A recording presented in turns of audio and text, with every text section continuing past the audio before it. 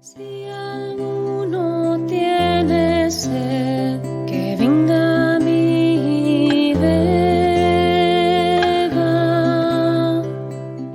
Muy buenos días, hermanos. Damos gracias al Señor por reunirnos este domingo y así poder meditar su palabra. Es el domingo 23 del tiempo ordinario. El Señor esté con ustedes. Evangelio de nuestro Señor Jesucristo según San Lucas. Junto a Jesús iba un gran gentío, y él, dándose vuelta, les dijo: Cualquiera que venga a mí y no me ame más que a su padre y a su madre, a su mujer, a sus hijos, a sus hermanos y hermanas, y hasta su propia vida, no puede ser mi discípulo. El que no carga con su cruz y me sigue, no puede ser mi discípulo. ¿Quién de ustedes, si quiere edificar una torre, no se sienta primero a calcular los gastos para ver si tiene con qué terminarla? No sea que una vez puestos los cimientos, no pueda acabar, y todos los que lo vean se rían de él diciendo: Este comenzó a edificar y no pudo terminar. ¿Y qué rey, cuando sale en campaña contra otro, no se sienta antes a considerar si con 10.000 hombres puede enfrentar al que viene contra él con 20.000? Por el contrario, mientras el otro rey está todavía lejos, envía una embajada para negociar la paz. De la misma manera, cualquiera de ustedes que no renuncie a todo lo que posee no puede ser mi discípulo. Palabra del Señor.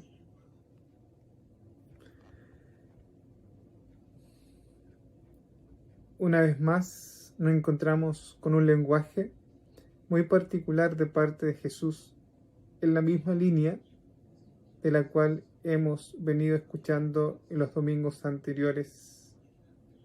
Un lenguaje que va entregando pistas para poder confrontar nuestra vida de seguimiento a Jesús. Recordemos que Jesús va camino a Jerusalén. Junto a Jesús va una gran multitud. Y frente a esta multitud, Jesús se detiene y les aclara algunas dudas que puedan presentar en la implicancia del seguimiento. Jesús quiere invitar y también invitarnos a tomar conciencia de la opción que debemos hacer o de la opción que hemos hecho de seguir a Jesús, de ser verdaderamente discípulos y comprometernos con su reino y no ser simplemente espectadores o curiosos. Es por eso que la enseñanza de hoy es válida para ellos, es decir, para sus seguidores, también para nosotros que tratamos de seguir a Jesús. Lo primero es el amor a Dios. Es decir, no se trata de reemplazar el amor de Dios, sino que estamos llamados a amar verdaderamente a Dios. Y en la medida que le amemos, ese amor que brota del mismo Dios transformará nuestras vidas y transformará nuestras propias relaciones con todos aquellos que nos rodean. Transformará el amor a nuestros seres queridos, se acrecentará nuestras relaciones con ellos, pero en el orden de Dios, en el orden del Señor, sin que uno u otro sea competencia, ocupe el primer lugar, sino que el amor de Dios, o cuando amamos a Dios, ese amor de Dios ordena nuestros afectos y nuestros sentimientos frente a su presencia, es decir, el amor que debemos tenerle a Dios, es para dejarnos transformar y que el mismo Dios ordene toda nuestra vida según sus categorías y no las nuestras. En segundo lugar, es el llamado a disponer o a estar dispuestos a cargar con la cruz. La cruz que muchas veces se puede buscar, pero cargar la cruz es acoger el momento de dolor o de sufrimiento que se vive. La cruz es signo del amor extremo que Cristo ha tenido de por nosotros. La cruz es signo de vida, porque en el árbol de la cruz brota la vida de Dios. La cruz siempre será un signo de vida y de esperanza. Es en esta invitación que Jesús nos hace para no resignarse ante el sufrimiento, sino que para estar dispuestos a vivir la fe y la confianza en Dios cuando llegue el sufrimiento a nuestra vida. Porque ser cristianos o ser seguidores de Jesús no quiere decir que no vamos a sufrir. Al contrario, el sufrimiento vivido desde la fe y la confianza tiene un sentido distinto, un sentido purificador y salvador. Es una pregunta muy actual, una pregunta sobre por qué sufrimos tanto o por qué hay tanto sufrimiento en un mundo tan convulsionado y lleno de conflictos. Pero la gran tentación es sacarle el quite, como se dice en chileno, a la cruz, sino que al contrario, estamos llamados desde la fe y la confianza a vivir la cruz de una manera esperanzadora y llenos de confianza. Y por último, el Evangelio nos dice que hay que calcular bien. ¿Y qué significa calcular bien?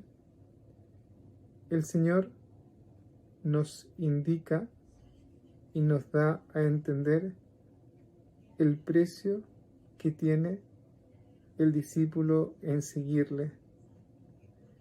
Hoy Jesús nos está diciendo muy claramente que debemos estar dispuestos a renunciar a todo aquello que poseemos. Es importante preguntarnos qué poseemos, porque hay muchas posesiones nuestras que impiden la acción salvadora de Dios en nuestras propias vidas, obstaculiza el plan que Dios tiene para cada uno de nosotros. Y cuando hablamos de posesiones, a veces nos viene a la cabeza el dinero. Sí, el dinero puede ser una posesión, pero a veces poseemos pensamientos, ideas de Dios,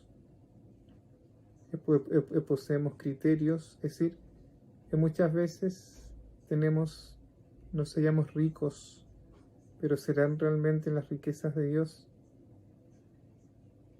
Es así que esta invitación que Jesús hoy nos hace nuevamente sobre el seguimiento y la escucha atenta del Evangelio, ya que el Evangelio debe vivirse con radicalidad y fidelidad. El Evangelio nos liberará de las ataduras, de las cárceles, de los ídolos, de todo aquello que poseemos y que detienen su obra en nosotros. Es decir, el Evangelio escuchado, meditado y guardado en el corazón es palabra viva y eficaz que transforma el corazón para poder construir el reino de Dios. Es el llamado que hoy el Señor nos hace. Escuchemos esta invitación y comprendamos que seguirlo es una opción radical que pasa por nuestra libertad.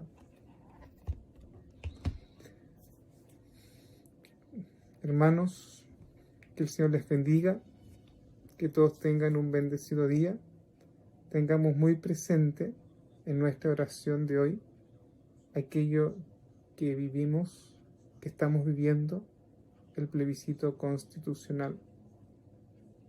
Que el Espíritu Santo nos ilumine, nos acompañe a hacer la mejor opción desde los criterios del Evangelio, desde los criterios de Cristo, pero sigamos orando por nuestra patria, tan necesitada de oración y de testimonios evangélicos, para que el Señor aparte de nuestras calles tanta violencia en la cual nos hemos envuelto, que ha traído miedo, temores, angustias, inseguridades.